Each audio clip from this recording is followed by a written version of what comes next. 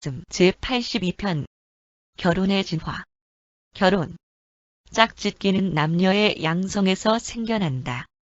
결혼은 그러한 양성에 맞추려는 사람의 반응적인 조절인 반면 가정생활은 그러한 진화적이고 적응할 수 있는 모든 조절로부터 발생된 전체적인 결과이다. 결혼은 영구적인 것이며 생물학적 진화 속에 천부적으로 주어진 것은 아니지만 모든 사회적 진화의 기초이고 그렇기 때문에 어떤 형태로든지 계속 실제해야 할 것이 확실하다. 결혼은 인류에게 가정을 제공하였고 가정은 길고도 험한 진화적 투쟁 전체에 더할 나위 없는 영광이다. 종교적인, 사회적인, 그리고 교육적인 관습들은 모두 문화적 문명의 생존에 필수 불가결한 것들인 반면 가정은 문명을 일으키는 주인이다. 어린아이는 기본적인 생활의 대부분을 자기 가족과 이웃들로부터 배운다. 옛 시대의 인간들은 매우 풍부한 사회적 문명을 소유하지는 못하였지만 그들이 소유했던 그대로 다음 세대에게 신실하게 그리고 효과적으로 전달하였다. 그리고 너희들은 이러한 과거의 문명들 대부분이 다른 제도적 영향들을 최소한으로 받으면서도 계속 진화할 수 있었던 것은 바로 가정이 효과적으로 운영되었기 때문이었음을 알아야만 한다. 오늘날 인간들은 풍부한 사회적 유산과 문화적 유산을 소유하고 있으며 그것은 다음 세대에게 현명하게 그리고 효과적으로 전달되어야만 한다. 교육기관으로서의 가정은 계속 유지되어야만 한다. 1. 짝을 맺는 본능. 남자들과 여자들의 개인적 차이에도 불구하고 성에 대한 욕망은 인류를 재생산하기 위하여 함께 합쳐질 수 있도록 보장하기에 충분하다. 이 본능은 나중에 사랑과 헌신, 그리고 부부간의 충절이라고 불리게 된 것들의 대부분을 인간들이 체험하게 되기 훨씬 전에 효과적으로 작용하였다. 짝을 짓는 것은 선천적인 성향이며 결혼은 그것의 진화적인 사회적 반영이다. 성적인 관심과 욕망은 원시인들 속에 있는 지배적인 열정은 아니었으며 그들은 그것을 단순히 부여받은 것으로 여겼다. 모든 생식 체험은 상상하여 아름답게 꾸민 것과는 거리가 멀었다.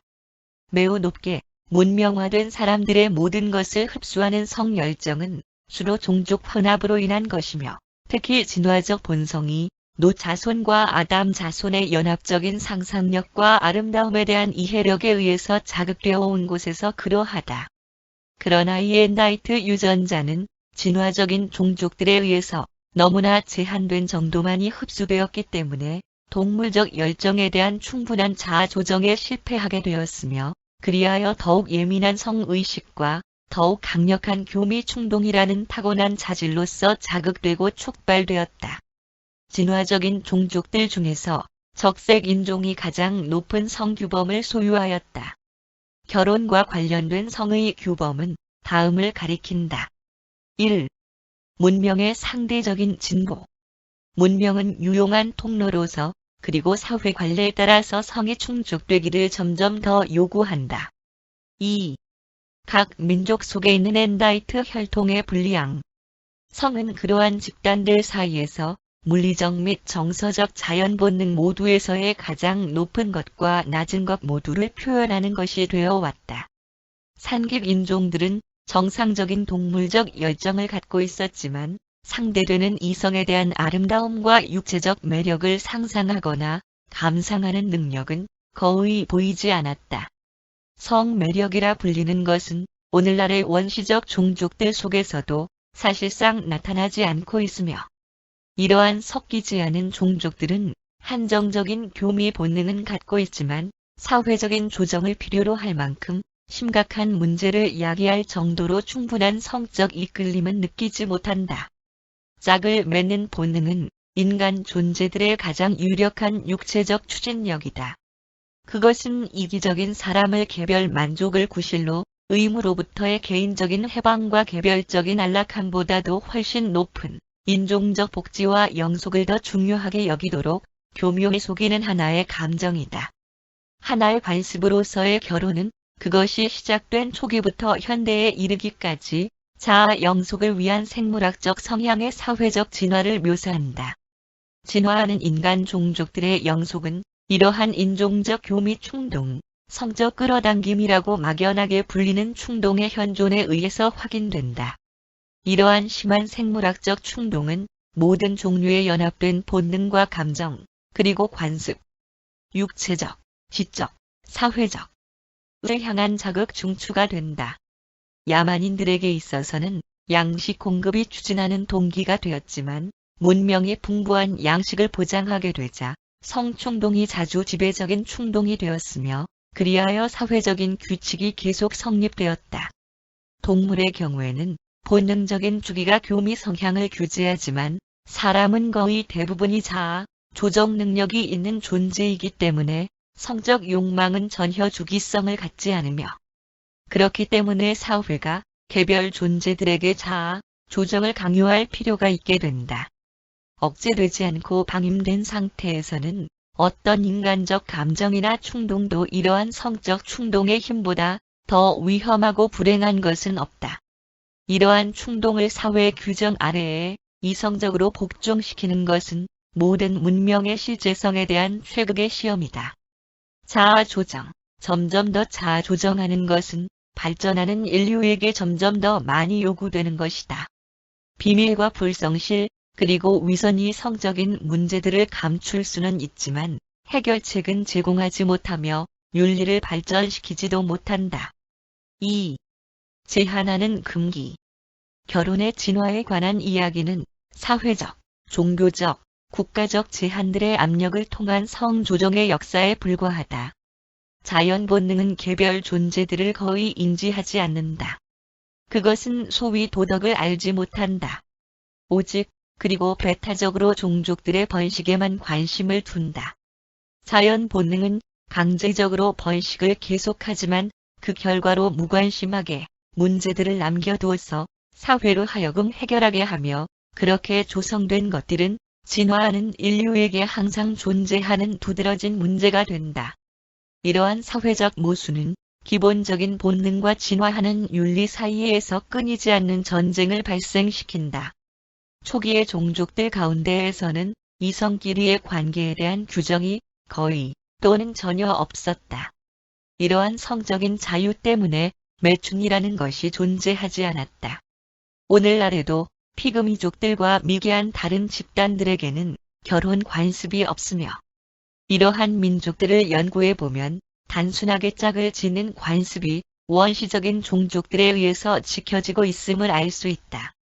그러나 고대의 모든 민족들은 언제든지 그들 고유 시대의 사회 관례에 의한 도덕적 표준의 관점에서 연구되고 판단되어야만 한다. 아무튼 속박이 없는 사랑은 야만적인 상태의 정도보다 더 낮게 평가될 수 있었던 적이 한 번도 없었다. 사회적인 집단들이 형성되기 시작하자마자 결혼 관례와 부부간의 제약 조건들이 발전되기 시작하였다. 그리하여 짝을 맺는 일은 수많은 변천 과정을 거쳐서 거의 완벽한 성허용의 상태로부터 상대적으로 완벽하게 성을 제약하는 20세기 표준으로 발전되었다. 부족이 형성되는 최초의 단계에서는 사회 관례들과 제한적인 금기 사항들이 매우 조잡한 상태였지만 그것들로 인하여 이성 간의 간격, 이것이 정숙함과 질서와 산업을 장려하였다. 이 유지되었고 오랜 세월 동안 진화한 결혼과 가정이 시작되었다. 의복과 장신구 그리고 종교적 관례에 있어서 성의 차이에 따라 관습들이 다른 것은 성해방의 범위를 결정하는 이러한 초기 금기 사항들에서 기원되었으며 그리하여 결국에는 타락 행위와 반도덕적 행위 그리고 죄의 개념들을 만들어내었다. 그러나 최고의 축제의 날 특히 5월 축제의 모든 성규제들을 정지시키는 관습은 오래전부터 있었다. 여인들은 남자들보다 언제든지 더 많은 제한적 금기 사항들의 지배를 받아왔다. 초기의 사회 관례들은 결혼하지 않은 여인들에게는 남자들과 똑같은 어느 정도의 성적 해방을 허용하였지만 아내가 된 자들에게는 반드시 자기 남편에게 신실할 것을 요구하였다. 원시시대의 결혼은 남자의 성적 자유는 별로 축소시키지 않았지만 아내에게는 성적 자유에 대한 더 많은 금기 사항들이 적용되었다. 결혼한 여인들은 별도의 집단인 것을 나타내는 어떤 표시를 항상 지니고 다녔는데 그 표시로는 머리 모양, 의복, 면사포, 격리 표시, 장식품, 반지 등이 있었다. 3. 초기의 결혼 사회 관습. 결혼은 사람에게 번식, 자아 증식하도록 끊임없이 강요하는 항상 존재하는 생물학적 긴장 상태에 대한 사회 조직체의 제도적 반응이다. 짝을 짓는 일은 보편적으로 자연스러운 일이며 사회가 단순한 형태로부터 복잡하게 진화됨에 따라 짝을 맺는 사회 관례도 유사하게 진화해 가는데 그것이 결혼 제도의 시초이다. 사회적 진화가 사회 관례들이 형성되는 어떤 단계에 도달하기만 하면 결혼이 하나의 진화하는 제도로서 성립되게 된다. 항상 그래왔고 또 앞으로도 항상 그렇게 되겠지만 결혼에는 두 가지 뚜렷한 영역이 있는데 사회 관례, 짝을 맺는 데 있어서의 외부적인 측면들을 규제하는 법칙들과 남자들 그리고 여자들의 은밀하고 개인적인 다른 관계들이다. 사회에서 강요되는 성적 규제에 대하여 개별 존재는 언제나 반란을 일으키며 이것이 다음과 같은 오랜 세월 동안의 성적 문제의 원인인데 자아 유지는 개별적인 반면 집단에 의해서 경영되고 자아 영속은 사회적인 반면 개별적 충동에 의해서 보장된다. 사회 관례는 높이 평가되는 경우에는 모든 종족들 속에서 보였듯이 성적인 충동을 억제하고 조정하는 큰 힘을 갖는다. 결혼의 기준은 항상 현재 통용되는 사회 관례의 힘과 시민 정부의 기능적 온전무 결성에 대한 참된 척도이다. 그러나 성과 짝을 맺는 것에 대한 초기의 사회 관례는 매우 변화가 심하고 조잡한 규정이었다. 부모, 자녀, 친척, 그리고 사회 전체가 결혼 규정에 있어서 모순된 관심을 갖고 있었다. 그러나 이러한 모든 것에도 불구하고 결혼을 찬양하고 실천해온 그 종족들은 보다 높은 차원으로 자연스럽게 진화되었고 증가된 숫자를 통하여 살아남았다. 원시 시대에 있어서 결혼은 사회적 신분에 대한 대가였으며 아내를 소유하는 것은 탁월성에 대한 상징이었다. 야만인들은 자신의 결혼식 날을 성인으로 입문하고 책무를 갖게 되는 기점으로 여겼다. 어떤 시대에는 결혼이 일종의 사회적인 의무로 간주되었고 다른 어떤 시대에는 종교적인 책무로 간주되었으며 또 어떤 시대에는 국가의 시민이 되기 위한 정치적인 필요 조건이 되기도 하였다. 초기에 많은 부족들은 물건을 훔치는 재주가 있어야 결혼할 자격 조건을 주었으며 후대의 민족들은 그러한 급습하여 약탈하는 행위 대신에 운동시합과 경쟁적인 경기를 채택하였다. 이러한 경쟁에서의 승자에게는 최고의 상, 가장 뛰어난 신부를 선택이 주어졌다. 사람을 사냥하는 야만인들 중에는 최소한 한 개 이상의 두개골을 가진 경우에만 결혼할 수 있었는데 어떤 경우에는 그러한 두개골을 살 수도 있었다. 구매를 통하여 아내를 얻는 경향이 줄어들면서 수수께끼 풀기 시합을 통해 아내를 얻었는데 그러한 관습은 여러 집단의 흑인들 속에서 아직도 실행되고 있다.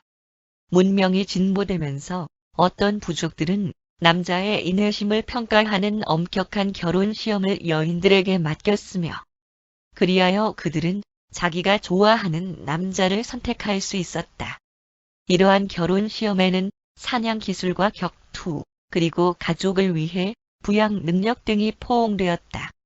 신랑은 최소한 1년 이상의 오랜 기간 동안 신부의 가정에 들어가 살아야만 하였으며 그곳에 살면서 자기가 원하는 아내를 맞이하기에 적당한지를 증명해야만 하였다. 아내의 자격 조건은 힘든 일을 할 수 있는 능력과 아이를 낳을 수 있는 능력이었다. 그들에게는 주어진 기간 내에 특정한 양의 농사일을 마치도록 하는 일이 주어졌다. 그리고 만일 그 여자가 결혼 전에 아이를 낳으면 훨씬 더 가치를 인정받았는데 아이를 많이 낳을 수 있는 능력이 그렇게 확인되었기 때문이다. 고대의 민족들이 결혼하지 않는 것을 지옥적인 것으로 또 심지어는 죄로 간주하였다는 사실에서 어린 나이에 결혼하는 것의 기원을 알 수 있는데, 사람들은 반드시 결혼을 해야만 하고 빨리 할수록 더 낫게 여겼기 때문이다. 또한 결혼하지 않은 사람들은 영적인 땅에 들어가지 못한다는 일반적인 신념을 갖고 있었으며, 이것이 어린 나이에 결혼을 촉진시켰는데, 심지어는 태어날 때 이루어졌고 어떤 때에는 이성의 조건으로 출생 이전에 이루어지기도 하였다. 옛날 사람들은 죽은 사람이라도 반드시 결혼해야만 한다고 믿었다. 기원적 결혼 중매인들은 죽은 개별 존재들을 위해 결혼을 성사시키는 사람들이었다. 죽은 아들의 부모가 그 아들과 다른 가족의 죽은 딸이 결혼하도록 이러한 중매인을 정하였다. 후대의 민족들 사이에서는 사춘기가 일반적인 결혼 연령으로 여겨졌지만 문명 진보에 직접 기대하여 발전되었다. 사회 진화의 초기에 있어서는 남자들과 여자들 모두에게 독특한 독신자 계층들이 있었는데, 그것들은 정상적인 성적 충동이 다소 부족한 개별 존재들에 의해서 시작되고 유지되었다. 많은 부족들은 신부를 그 남편에게 내어주기 직전에 통치 집단의 회원들이 신부와 성적 관계를 갖도록 허용하였다. 이 사람들 각자는 그 소녀에게 선물을 주기도 하였으며, 이것이 결혼 선물을 주는 관습의 시초가 되었다. 어떤 집단들에서는 젊은 여자가 자기 결혼 지참금을 벌도록 요구되었는데, 그 지참금은 신부가 자기 접대실에서 제공하는 성봉사에 대한 대가로 받은 선물들로 이루어졌다.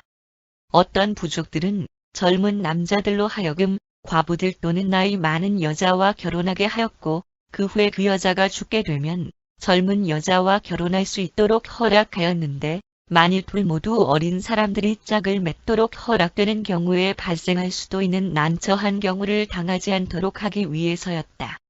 또 어떤 부족들은 비슷한 나이의 집단들끼리 짝을 맺도록 제한하였다. 특정한 연령 집단들에게 결혼을 제한시킨 것 때문에 근친 상간의 관념이 처음으로 생겼다. 인도에서는 지금도 결혼에 연령 제한을 두지 않는다. 어떤 사회 관례에서는 과부 신분이 되는 것을 매우 두려워하여 과부들을 죽이거나 남편의 무덤 앞에서 자살하도록 하였는데, 그렇게 함으로써 배우자와 함께 영의 나라로 함께 들어간다고 생각하였기 때문이었다. 살아남은 과부는 반드시 그 남편의 죽음에 대해 비난을 받았다. 어떤 부족들은 산채로 그들을 태우기도 하였다.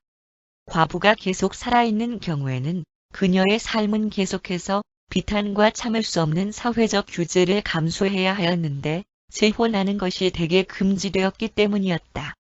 현재 부도덕한 것으로 간주되고 있는 많은 관습들이 옛날에는 오히려 장려되었다. 원시 시대의 아내들은 자기 남편이 다른 여인들과 관계하는 것을 큰 자랑으로 여겼다. 소녀들의 순결은 결혼의 큰 장의 요인이었으며, 소녀가 결혼 전에 아이를 갖는 것은 매우 바람직한 것이었는데, 그 남자에게 아이를 많이 낳을 수 있는 동행자를 얻었다는 확신을 주었기 때문이었다. 많은 원시적 부족들은 그 여인이 임신을 할 때까지 시험적인 결혼을 허용하였고, 그 후에 결혼식이 거행되었으며, 어떤 집단들에서는 첫 아이가 태어날 때까지는 결혼식을 거행하지 않았다. 아내가 아이를 낳지 못하는 경우에는 그녀의 부모가 도로 데려갔고 그 결혼은 취소되었다. 사회 관례는 모든 부부가 아이를 가질 것을 요구하였다. 이러한 원시적인 시험적 결혼은 겉으로 보기에 방종한 것과는 거리가 멀었다. 다만 생식력이 있는지를 진지하게 시험했다. 계약하는 개별 존재들은 출산 능력이 인정되자마자 영구적으로 결혼했다. 현대 사람들이 마음속으로 손쉽게 헤어질 수 있다는 생각을 갖고 결혼할 때, 만일 그 부부가 자기들의 결혼 생활에 전혀 만족을 하지 못하는 경우에는 실제적으로 시험적인 결혼이 시작된 상태이며, 그러한 것은 그들보다 덜 문명화된 조상들의 정직한 모험보다도 훨씬 가치가 떨어진다. 4. 재산 사회 관례 아래에서의 결혼. 결혼은 언제나 재산과 종교 둘 모두와 밀접한 관련을 맺어왔다.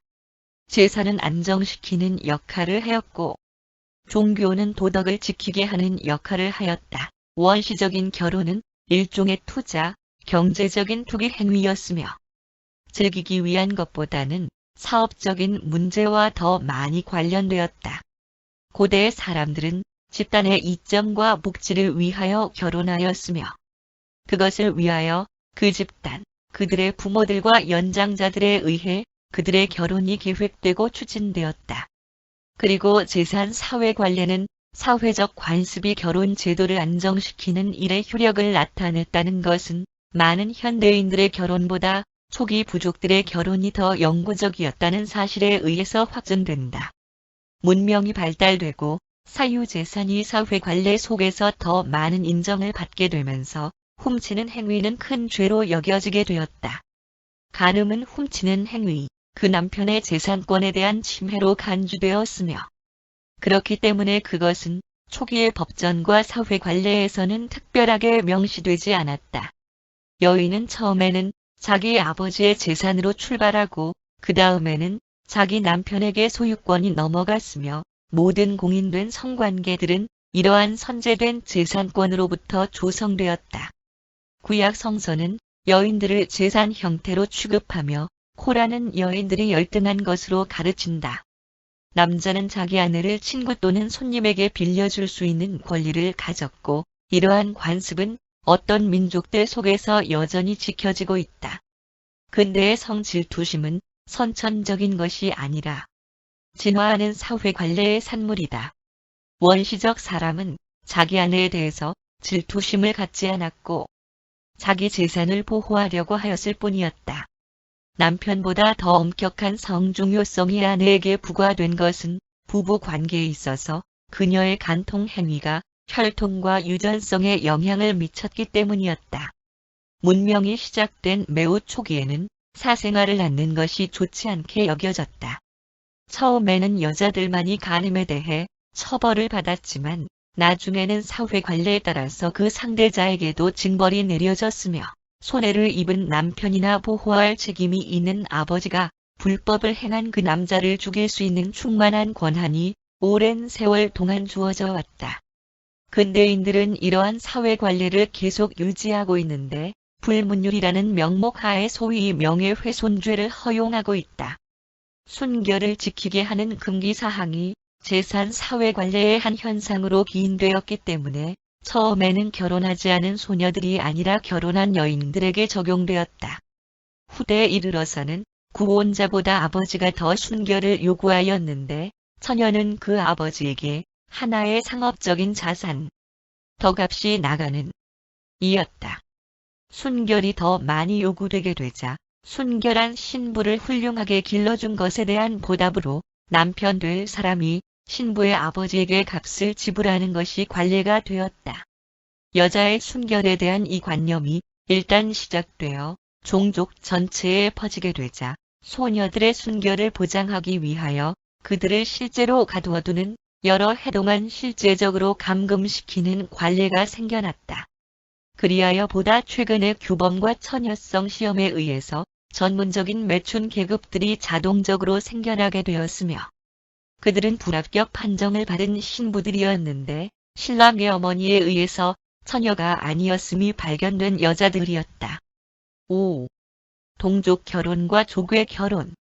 매우 초기의 야만인들은 종족이 혼합됨으로써 자손들의 본질 특성이 향상되는 것을 목격하였다.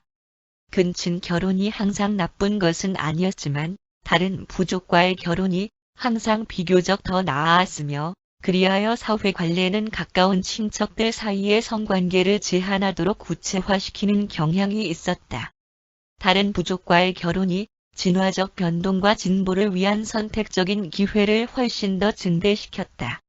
다른 부족과 결혼한 개별 존재들은 더욱 재능이 많았고 불리한 세계 속에서 생존하는 능력이 훨씬 컸다. 근친 결혼은 그들의 사회 관례에 따라 점차 사라져갔다. 이 모든 것은 매우 느린 속도로 발전된 것이었으며 야만인들이 그러한 문제들에 대해 의식 속에서 생각한 것은 아니었다. 그러나 후대에 진보된 민족들은 그것을 의식적으로 알았으며 또한 그들은 과도한 근친 결혼의 결과에 의해서 때로는 전반적인 허약성이 나타나는 것을 목격하였다.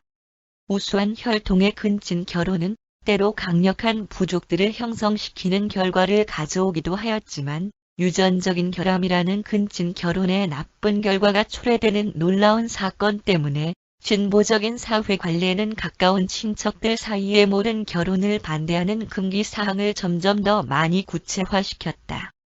종교는 오랫동안 외부 결혼에 반대하는 효력 있는 장애 요인이 되어 왔는데 많은 종교들은 신앙이 외부와의 결혼을 금지하도록 가르친다. 여자들은 대개 내부 결혼 관습을 좋아하고 남자들은 외부 결혼을 선호한다. 재산이 항상 결혼에 영향을 미쳐왔으며 스족에게 소속된 재산을 보호하려는 노력으로 자기 아버지 부족들 속에서 남편을 찾도록 여인들에게 강요하는 사회 관례도 종종 생겨났다. 이러한 종류의 규칙들로 인하여 사촌끼리 결혼하는 경우가 크게 늘어나게 되었다. 또한 내부 짝짓기는 기술을 비법으로 간직하려는 노력에서 실행되기도 하였으며 숙련된 기능인들은 자기 기술을 가족들만 알 수 있게 하려고 애썼다. 우수한 집단들은 고립되었을 때에는 언제나 동족끼리 짝을 맺는 쪽으로 전환되었다. 노자손들은 15만 년 이상 동안 거대한 내부 결혼 집단들 중의 하나였다. 후대의 내부 결혼 사회 관례는 주로 보라색 인종의 전통에 의해서 영향을 받은 것이었는데 그들은 처음에는 반드시 남매들끼리 짝을 맺었다. 그리고 남매들끼리의 결혼은 초기의 이집트와 시리아와 메소포타미아 그리고 엔다이트들이 한때 점령하였던 지역 전체에서 일반적으로 실행되었다. 이집트인들은 왕족의 피를 순결하게 지키려는 노력에서 남매끼리의 결혼을 오랫동안 준수하였는데 페르시아에서는 더 오랫동안 지켜진 관습이었다. 아브라함 시대 이전의 메소포타미아인들 사이에서는 사촌들끼리의 결혼이 의무적이었으며 사촌들에게는 사촌들과 결혼할 수 있는 우선권이 주어졌다. 아브라함 자신도 거의 자매와 다름없는 여자와 결혼하였지만 그러한 결합은 유대인들의 후대 사회 관례에서는 허용되지 않았다. 남매 간의 결혼이 처음으로 배제되기 시작한 것은 여러 명의 아내를 두는 사회 관례 밑에서 자매 아내가 다른 아내 또는 아내들 위해 거드름을 부리게 되었기 때문이다. 어떤 부족의 사회 관례는 죽은 형제의 아내와 결혼하는 것을 금지하였지만 살아남은 형제로 하여금 죽은 형제를 위해 아이를 낳아주도록 요구하였다. 어떤 등급의 내부 결혼도 전혀 반대할 만한 생물학적 본능이 있는 것은 아니다. 그러한 규제는 전적으로 금기사항의 문제이다. 마침내 외부 결혼이 보편화되었는데 그것은 남자들이 선호하였기 때문이었으며 밖에서 아내를 취함으로써 인척들로부터 덜 속박받을 수 있었다. 그리하여 가까운 관계는 배척되고 개별적 선택의 요소가 짝을 맺는 주요 요인이 되어 상대방을 부족 밖에서 선택하는 것이 관례가 되었다. 많은 부족들은 마침내 시족 내의 결혼을 금지하였고 또 어떤 부족들은 특정한 특권 계급과 짝을 맺는 일을 제한시켰다. 자기 토템과 같은 토템을 가진 여인과의 결혼을 반대하는 금기사항 때문에 이웃 부족으로부터 여인들을 훔쳐오는 관습이 촉진되었다. 나중에는 친족 관계보다는 거주 지역에 따라서 더 많이 규제되었다. 근대적인 외부 결혼 관습에 들어오기까지 내부 결혼의 진화 안에는 많은 단계들이 있었다.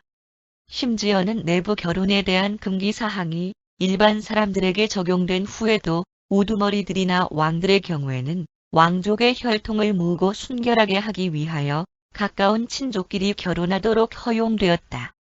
사회 관례는 대개 주권을 가진 통치자들에게 성적인 문제에 있어서의 어느 정도의 자유를 허용하였다.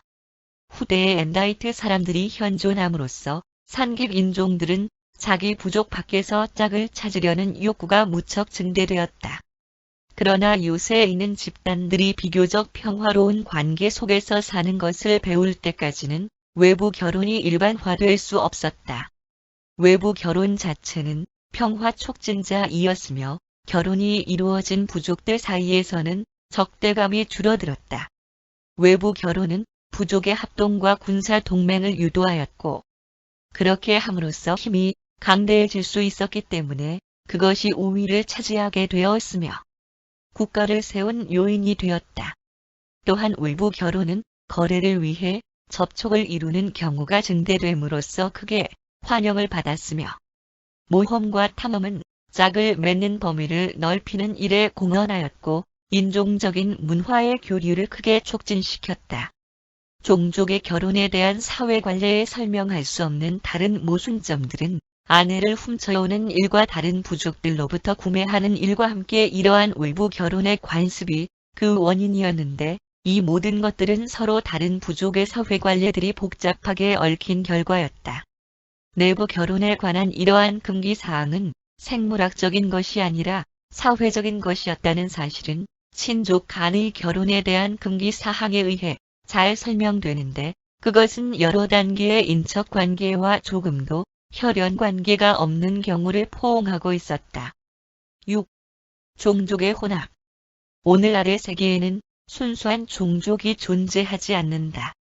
초기의 기원적인 진화적 유색 인종들 중에서는 오직 두 가지 대표적인 인종들만이 세상에 남아있는데 황색 인종과 흑색 인종이 그들이며 심지어 이 종족들도 사라진 유색 인종들과 많이 혼합되었다. 소위 백색 인종이라 불리는 사람들은 주로 고대의 청색 인종의 자손이지만 아메리카의 적색 인종과 마찬가지로 모든 다른 종족들과 어느 정도 혼합되었다. 6가지 색깔의 산깁 인종들 중에서 3가지는 1차적이고 다른 3가지는 2차적이다.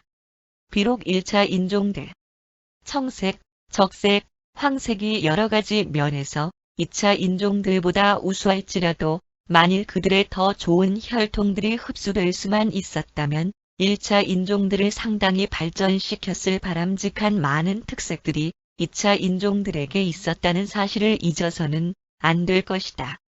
반특권 계급 혼혈 튀기를 싫어하는 오늘날의 편견은 대부분의 지역에서 그 인종들 중에 크게 열등한 혈통들 사이에서 이루어지는 근대의 인종적 잡종이 고려되고 있기 때문이다. 너희들도 또한 같은 종족의 상호 결혼의 경우에 불만족스럽게 퇴보된 후손을 얻고 있다. 만일에 오늘날의 유란시아의 종족들이 그들의 타락하고 반사회적이며 마음이 박약하고 버림받은 가장 저질적인 계층들의 저주로부터 벗어날 수만 있다면 제한적인 인종 혼합에 거의 이의가 없게 될 것이다. 그리고 만일 가장 고상한 유형의 몇몇 인종들 사이에서 인종 혼합이 일어난다면 반대하는 일은 더 줄어들 것이다. 우수한 혈통과 전혀 다른 혈통의 혼합은 새롭고도 더욱 강건한 혈통이 형성될 수 있는 비결이다. 그리고 이러한 일은 식물과 동물, 그리고 인간 종족에서도 실제로 있는 일이다. 잡종을 통하여 힘이 증대되고 번식력이 증가된다. 북아메리카에 있는 미국의 현재 주민들 속에서 보이고 있듯이 다양한 민족들의 평균적인 또는 우수한 계층들의 인종적 혼합이 창조적인 잠재를 크게 증대시킨다. 그러한 짝을 맺는 일이 보다 낮은 또는 열등한 계층들에서 이루어질 때에는 오늘날 남부 인도에 있는 민족들에 의해 보이는 것처럼 창조력이 줄어든다. 인종 혼합은 새로운 특징들이 갑자기 나타나는 일에 크게 기여하는 것이며 만일 그러한 잡종이 우수한 혈통들의 결합에 의한 것이라면 새로운 이 특징들 역시 우수한 특색을 가질 것이다. 오늘날의 인종들이 열등하고 퇴화된 혈통들로 너무 넘치고 있는 한 대규모의 인종 혼합은 가장 해로운 것이 되겠지만 그러나 그러한 실험에 대한 반대의 대부분은 생물학적인 고려라기보다는 사회적이고 문화적인 편견에 들어있다. 심지어는 열등한 종족들 중에서도 잡종이 종종 그들의 선조들보다 개선된다. 잡종이 종자의 개량을 가져오는 것은 우성 유전자들의 역할 때문이다. 인종적 혼합은 잡종 안에서 나타날 바람직한 우성 존재의 숫자를 증대시킨다. 유란시아에서 수천 년 동안에 이루어졌던 것보다도 더 많은 인종적 잡종이 지난 수백 년 동안에 발생되었다. 인간 혈통들이 섞인 결과에 의한 심각한 부조화의 위험이 너무 과장되어 왔다. 혼혈아에 대한 주된 문제는 사회적인 편견에서 기인된다. 백색 인종과 폴리네시아 인종을 섞는 피케르 실험에서 좋은 결과가 나타났는데 백색 인종 남자와 폴리네시아인 여인들은 매우 좋은 인종적 혈통이었기 때문이다. 가장 고상한 유형의 백색과 적색 그리고 황색 인종들 사이의 혼혈은 생물학적으로 효력이 있고 새로운 많은 특징들을 즉각적으로 형성할 수 있었다. 이러한 새 인종들은 1차 산깁 인종에 속한다. 백색 인종과 흑색 인종의 혼합은 당대의 결과로 볼 때 전혀 바람직하지 않으며 뿐만 아니라 그러한 일대 혼혈 자손이 너무 적당치 못하기 때문에 사회적 또는 인종적 편견이 그러한 자손들을 낳으려고 하지 않게 만들 것이다. 백색 흑색 혼혈아가 다른 면들에서는 약간 열등함에도 불구하고 육체적인 면에서는 인간성에서의 탁월한 표본이다. 1차 산깁 인종이 2차 산깁 인종과 혼합되었을 때 전자의 희생에 의해 후자는 상당히 개선된다. 그리고 소규모, 오랜 기간에 걸친 로 이루어진다면 2차 집단들의 향상을 위하여 1차 인종들이 그렇게 희생적으로 기여하는 것에 대해 심각하게 반대할 이유는 거의 없다. 생물학적으로 고려한다면 2차 산깁 인종들은 1차 인종들보다 어떤 면에서 우수하기도 하다. 결국 인간 종족들의 실제적인 위험은 다양한 문명화된 인종들의 인종적인 혼혈에 대해 추정되는 위험에서라기보다는 그들의 열등하고 퇴보된 혈통들의 무제한적인 번식에 기초된다. 유란시아에 배치된 성천사 우두머리에 의해 제시되었음.